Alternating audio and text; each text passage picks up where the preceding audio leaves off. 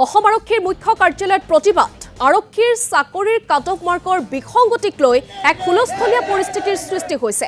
বিভিন্ন স্থানৰ পৰা অহা চাকৰিৰ প্ৰাৰ্থীয়ে সাব্যস্ত কৰিছে প্ৰতিবাদ এয়া হৈছে অসম আৰক্ষীৰ মুখ্য কাৰ্যালয় আৰু অসম আৰক্ষীৰ মুখ্য কাৰ্যালয়তে এই ধৰণে চৌহদতে প্ৰতিবাদ সাব্যস্ত কৰিছে চাকৰিৰ প্ৰাৰ্থীসকলে কাটঅফ মাৰ্কৰ বিসংগতিক লৈ এক হুলস্থলীয়া পৰিস্থিতিৰ সৃষ্টি হৈছে কাটঅফ মাৰ্কত বিসংগতি হোৱা বুলি তেওঁলোকে অভিযোগ উত্থাপন কৰিছে আৰু সেই অভিযোগ উত্থাপন কৰি তেওঁলোকে আজি প্ৰতিবাদ সাব্যস্ত কৰিছে সেই স্থানত উপস্থিত আছে আমাৰ সাংবাদিক মিতালী কোঁৱৰ পোনপটীয়াকৈ এই মুহূৰ্তত সংযুক্ত হৈছো মিতালী আপোনাৰ ওচৰলৈ গৈছো যিহেতু এক হুলস্থলীয়া পৰিস্থিতিৰ সৃষ্টি হৈছে কি আচলতে তেওঁলোকে বিসংগতি উত্থাপন কৰি প্ৰতিবাদ সাব্যস্ত কৰিছে এই মুহূৰ্তত প্ৰতিবাদকাৰী সেই প্ৰাৰ্থীসকলে কি কথা উল্লেখ কৰে মিতালী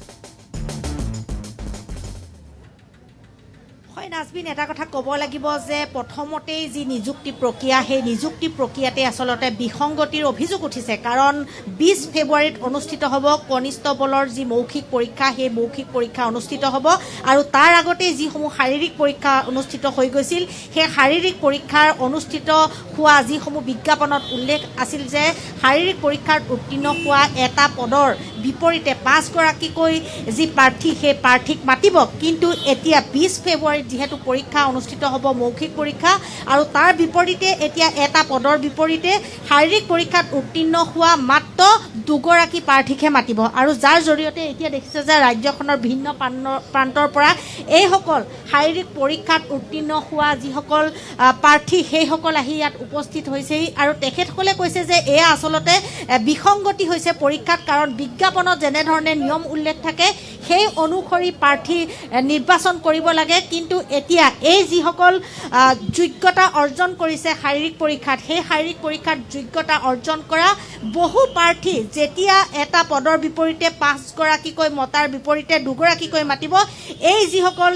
যুৱক এই যুৱকসকলে বছৰ বছৰ ধৰি তেখেতসকলে অনুশীলন কৰি তেওঁলোকে বঞ্চিত হ'ব বুলি উত্থাপন কৰিছে আৰু এইখিনি মুহূৰ্তত আমি তেখেতসকলৰ পৰা জানিবলৈ যত্ন কৰিম যিহেতু বিজ্ঞাপনত যি উল্লেখ আছিল তাৰ সম্পূৰ্ণ ওলোটা হ'ল 5 গৰাকীৰ বিপৰীতে 2 গৰাকীকৈ মাতিব আৰু এটা কথা দুবাৰ পৰীক্ষা দি আপোনালোকে গোটেইখিনি উত্তীৰ্ণ হৈছে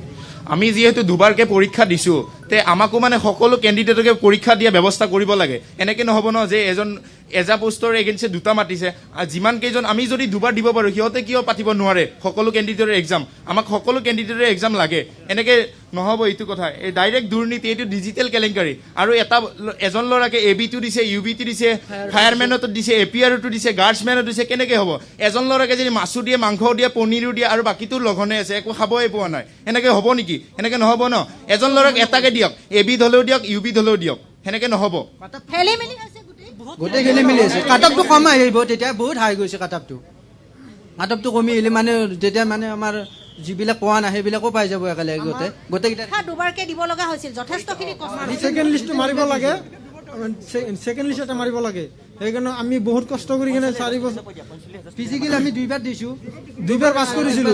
একবাৰ পাছ কৰিছো ঘূৰি আৰু একবাৰ পাছ কৰিছো আৰু ফিজিকেল আৰু একবাৰ পাতিব লাগে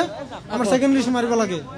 যুৱতী যিসকল প্ৰাৰ্থী সেই যুৱতী প্ৰাৰ্থীসকলো আছে কাৰণ বিজ্ঞাপনত উল্লেখ থকা মতে সম্পূৰ্ণ বিপৰীত হৈছে 5 গৰাকীৰ ঠাইত এতিয়া 2 গৰাকী মাতিব আৰু দুবাৰকে পৰীক্ষা দিওঁতে যথেষ্টখিনি কষ্ট হৈছিল পাছ কৰাৰ পিছতো এনেধৰণে কিয় বঞ্চিত কৰিছে আচলতে পাছ কৰাৰ পিছত কিয় এনেদৰে বঞ্চিত কৰিছে আমি গম পোৱা নাই যেহেতু আমাৰ এডভাৰটাইজ মতে 1:5 কে মাতিব লাগে কিন্তু আমাক 1:5 কে মাতা নাই আৰু এজন কেণ্ডিডেটে এবিৰ কাৰণেও সিলেক্ট হৈছে ইবিৰ কাৰণেও হৈছে এপ্ৰ'ৰ কাৰণেও হৈছে ফায়াৰমেনৰ কাৰণেও হৈছে গোটেইকেইটা পোষ্টৰ কাৰণে এজনে সিলেক্ট হৈছে কিন্তু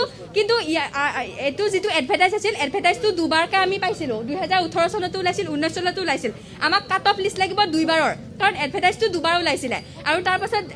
আমি ষ্টুডেণ্ট এটাই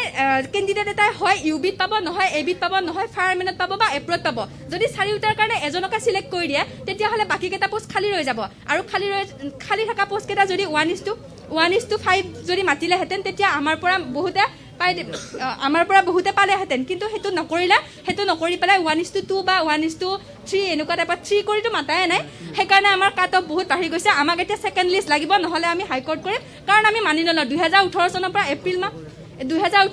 এপ্ৰিল মাহ পৰিলে আমাৰ 4 বছৰ হ'ব গতিকে 4 বছৰ যদি আমি ইমান কষ্ট কৰিছোঁ ধৈৰ্য ধৰিছোঁ আমি আৰু ইয়াৰ পিছত যিমান কষ্ট কৰিব লাগে কৰিম কিন্তু আমি যদি দিব নাপাওঁ পাছ কৰাৰ পাছত ইমান মাৰ্ক পোৱাৰ পাছতো যদি আমি দিব নাপাওঁ আমি বাকী থকাখিনিকো দিব নিদিওঁ আৰু আমি হাইকোৰ্ট কৰিম এইটোৱে কথা এয়া হৈছে যিসকল প্ৰাৰ্থী সেইসকলৰ অভিযোগ আন এগৰাকী আছে তেখেতৰ পৰাও জানিবলৈ যত্ন কৰিম কাৰণ চাকৰি পোৱা নোপোৱা পিছৰ কথা কাৰণ আপোনালোকে শাৰীৰিক পৰীক্ষাত উত্তীৰ্ণ যিহেতু হৈছে গতিকে যিখিনি লিখিত পৰীক্ষা হ'ব সেই লিখিত পৰীক্ষাত বহিবলৈ সুবিধা দিবই লাগিব ন নিশ্চয় দিব লাগিব প্ৰথম কথা অসম চৰকাৰে নিবনুৱাক লৈ খেল খেলি থকাটো বন্ধ কৰক তাৰপিছতে তেওঁলোকে যদি যোগ্যতা অনুসৰি তেওঁলোকে দিবই নোৱাৰে তেওঁলোকে কিয় ইণ্টাৰভিউ পাতিছিলে এডভাৰটাইজমেণ্টৰ উপৰিও যদি তেওঁলোকে 5 জনৰ বিপৰীতে যদি 2জনকৈ মাতে তেনেকেতো নহ'ব কেতিয়াও এতিয়া কি কৰিম বুলি ভাবিছে যিহেতু আজি ইয়াত যথেষ্ট যদি তেওঁলোকক 24 ঘণ্টা সময় দিয়া হৈছে 24 ঘণ্টা পিছত তেওঁলোকে যদি একো ৰেছপন্স নিদিয়ে তেতিয়া তেওঁলোকক জনাই দিয়া হ'ব যে আমি কি কৰিব পাৰোঁ আৰু বিভিন্ন দল সংগঠনসমূহকো আমি আহ্বান জনাওঁ যে তেওঁলোকে আমাক সহায় কৰক দুবাৰ পৰীক্ষা দিব লগা হৈছে দুবাৰ মইতো